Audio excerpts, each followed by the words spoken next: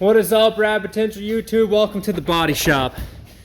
We're fixing to go pick Calvin's dad up with his truck, but we figured we'd intro this video before we do too much work and don't document it. Get excited because the RADX7 is in the booth. Engine bay, prepped. Calvin spec. He came through and fixed some of my poor welds, touched it up a little bit, but this thing's gonna look super nice and I can't wait to get this part of it done. And also, mad thanks to Calvin for just helping out as usual. Is that your dad? Okay. Seam seal. Oh, we can do that. Yeah. Here in a second, right? Yeah. We still gotta mask it. What, seam sealer 15 minutes you said? Yeah, so we can do that. So anyways, the last few things we gotta do before we're ready to go, as Calvin just mentioned, we're gonna put some fresh seam sealer in all these cracks. I got all the bed liner out, as you saw from the previous video. I made a huge mess. And this thing is ready for leftover red in the engine bay. So we're gonna creatively mask off some of this front stuff because a lot of this, you know, could potentially get cut off, changed, whatever. So that'll just get done with the boat paint like the inside did. Same with, we're just gonna paint to where you can see what's stripped here. And all this stuff will just get brush painted red because you really won't see it. So it's more or less just like a keep the rust from coming back, but make it look presentable kind of thing. This isn't a like SEMA hot rod, and we're not trying to like body work the frame here. So it's going to be a track street car. It's going to get driven, so we just need it to be sustainable. But we're fired up.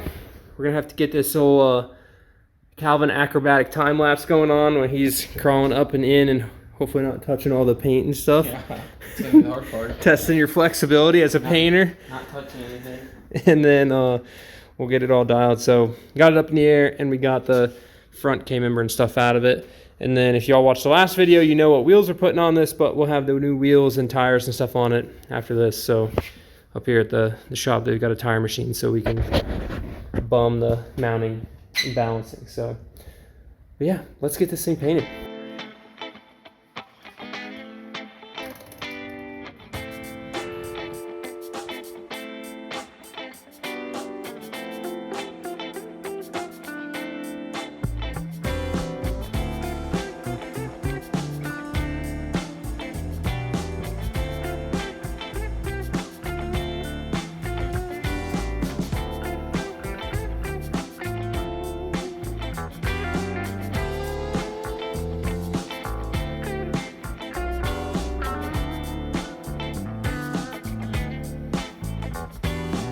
Alright y'all, paint's drying. We got our wheels and tires loaded up on the old golf cart here, which was not too stoked to fire up in the morning. But it runs. Better than carrying them, even though we're only going like 20 feet. Just cruise over here.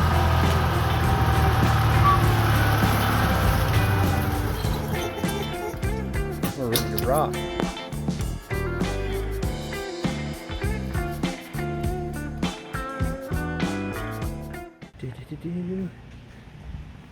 Got the new wheels on. It looks super sick, and I don't know how everyone's like 15x0, put them on your car, they fit with the stock fenders. Well, that's a stock fender and that's a 15x0, but that is a man's tire, and y'all must be running little weak tires because this is a 225 made for an 8-inch basically.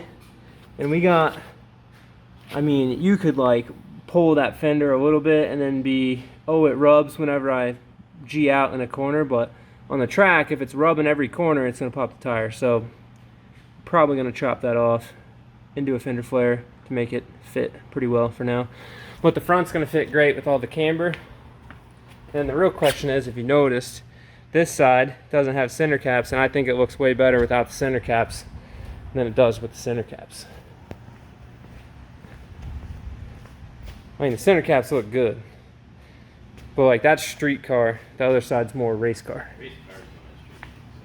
Yeah, we'll have to take them off at the track anyways. But the whole reason we're up here is because this engine bay is all painted nice. So let's roll this thing out in the sun and get blinded by this fresh red before we load this thing up on a trailer. As long as we don't run into anything. Just aim it a little bit to the right. Oh yeah.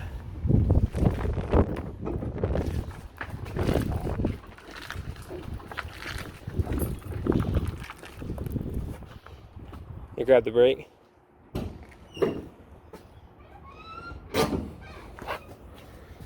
Shoo!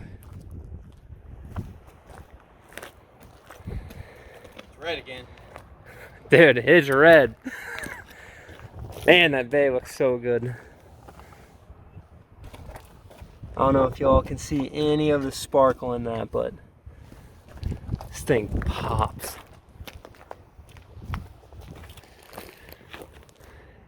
And we got them sick wheels on it now. Honestly, the like race car spec, a little bit tall ride height isn't that bad. It could be like a solid inch lower in the back though. Sick.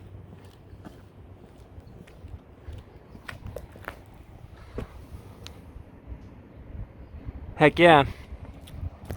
Alright, well, I'm gonna get this thing loaded up. We're gonna head back down to Tennessee and get this thing back in the shop. Mad thanks to Calvin, as always, for body shopping us up and putting his mad paint skills to work. Super stoked that came out. Ready to cover it all up with go fast parts. It's been a crazy weekend. Crazy past, I don't know, 2.5, 3 months building this car. And it is wild to see it looking just like it is now. It doesn't look at all like the same car that it was when it rolled in here, you know, at the beginning of the year. And we started taking it apart. So, as you can see, we're back at the shop. Wheels are on, stoked. Paint's done, stoked. It made the trip back from Indiana without getting all messed up and all my trim's still on and nothing's falling off. So we're well tested to a reverse speed because I had it on the trailer backwards to about 80 miles an hour. Pretty good. I've got the rear flare mocked up right here, and this is definitely the first time you guys are seeing the flare. But the wheels didn't fit perfect, which I knew they wouldn't. Everyone, like I said earlier, swears by a 15x80. I had 15x80s on a previous car that had flares, and you could run like a 235 in the back, and it was great. You would fill out all of the space. These flares here are ZG Datsun 240Z flares. You can get them on eBay for $100. So that's what these are. Now, this is not by any means the permanent affixation on this car, these flares, okay? These are baby flares. We still can't fit enough tire for what I want to do under here for this power level, but this is going to get us by to have functional wheel fitment. So at the track, when this thing's rolling and bobbing and bucking and diving and jumping curves, I won't tear up my tires when they catch the fender when it's just barely rolled. So, yes, I'm sorry. You can leave it in the comments below and get super mad at me that I'm going to cut up this car. Okay, we're cutting the fenders out. Yes, I'm sorry. I have other RX7s that have fenders. And if I wanted to put fenders back on this, I could go cut the fenders off another one and put them back on here. That's not that hard to do. Well, it is, but not that hard to do for us. But anyways, it's not that far out of the question. So, the end goal for this car is like, imagine a Group C wide body car. That's the end goal. Okay, so running these small flares for the year so we can get away with like our stock body wheel fitment, okay? Because that's my goal. Is like I want to see what the stock RX7 chassis can do this year on reasonably grippy tires, and then test the suspension before we go to a Group C stuff and have to learn how the suspension works whenever we have big tires and consumables are more expensive. So we're going to figure it out like this. But don't hate me for putting flares on this car. I don't know if I'll be able to get this part done before the gap. There's obviously a whole car to build before it deals gap in a month. But I really want these flares painted to match. I hate the flares that are black on red. If you have a black car, put black flares on it. Gray car, black flares look good. I'm just a paint to match flares guy. I'm not going to have a flare in the front to like add symmetry. So the only thing that might be incomplete in my book before the gap is that my vinyl stripes are going to go over this, okay, and you won't see them as much. You'll only see like a little bit of the back of it in black. So I might just leave them black for now, and I'll take them off and have Calvin paint them after the gap. So it's not a big deal, but that's something I just don't like. I think it looks great. Like I love flares on first gens. I think they're good. You know, you can fit a real aggressive wheel if you just want to stay stock body, and you can make it look really good. But I want bigger ones. So, and I want the whole Group C big. Let me run some 17 by 10s on this deal eventually, instead of 15 by 8s, and like make this thing a real Porsche killer, you know, out there on track. So I got a ton of work left to do. I got a bunch of trees to plant. I don't know if y'all saw, or I don't even know if I filmed it, but I just got finished planting like a 14-foot bur oak tree. So if you kind of know anything about trees, but I had this big root ball thing on the truck and was supporting it with BBS wheels. It was pretty funny. But I got my tree planted, so we're dialed there. We pretty much have everything we need to finish this car here, so we just have to go finish it.